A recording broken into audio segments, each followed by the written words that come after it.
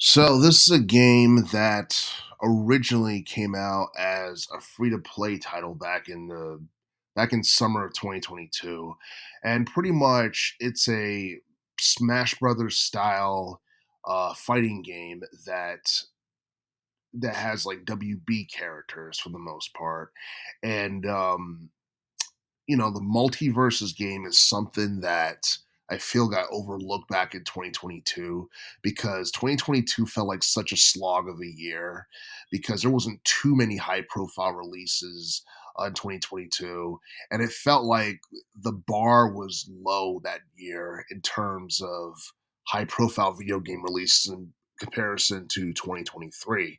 Now, if this game came out in 2023, it would have been overshadowed by like Street Fighter 6.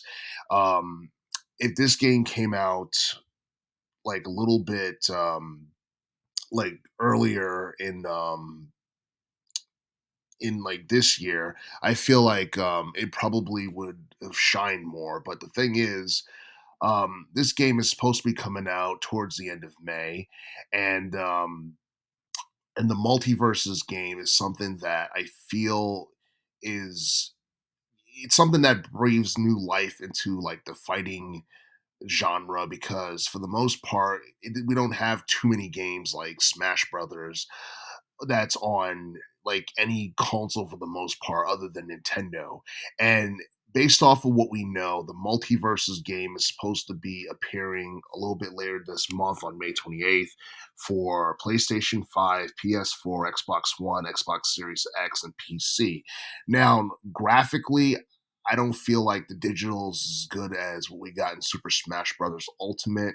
But you look at the gameplay, some people go on record and tell you that there are some aspects of the gameplay that's better than that of Super Smash Brothers. Like people have like specific moves opposed to just generic moves. And one of the arguments with like the Smash Brothers game is that it lacks creativity in terms of characters and their move set and all that stuff.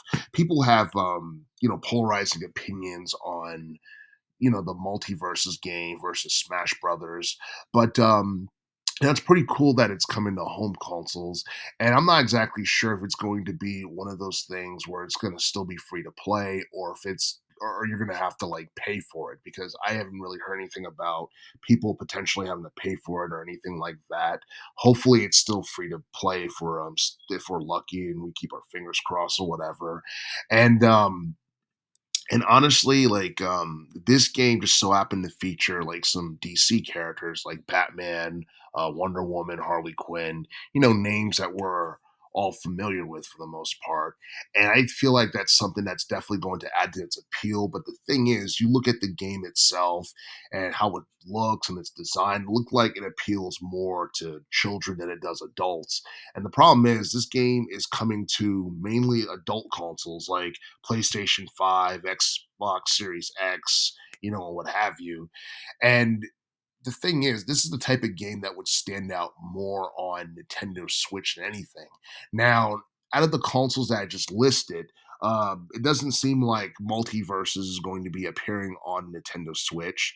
And, the reason for that is because it's going to get overshadowed by first party games. And, the Switch already has Super Smash Brothers Ultimate. So what's the point? And not only that, I don't think the video game would run as well on the Switch console as it would on the PS5s or the Xbox Series X or even PC for that matter. And on top of that, Nintendo's about to move into their next generation game system, which is supposed to be announced sometime in the first half of 2025. So yeah, it doesn't really surprise me that Multiverses isn't coming to Nintendo Switch, but it's going to be interesting to see how well it does on current generation game systems, whether or not it's going to appeal to casuals, because obviously the game is designed to appeal to casuals, but it looks too kiddie. It looks, it looks kind of I don't know. It's a rated T game. I mean, it seems like nowadays on the PS5 or Xbox Series X, M-rated games tend to stand out more.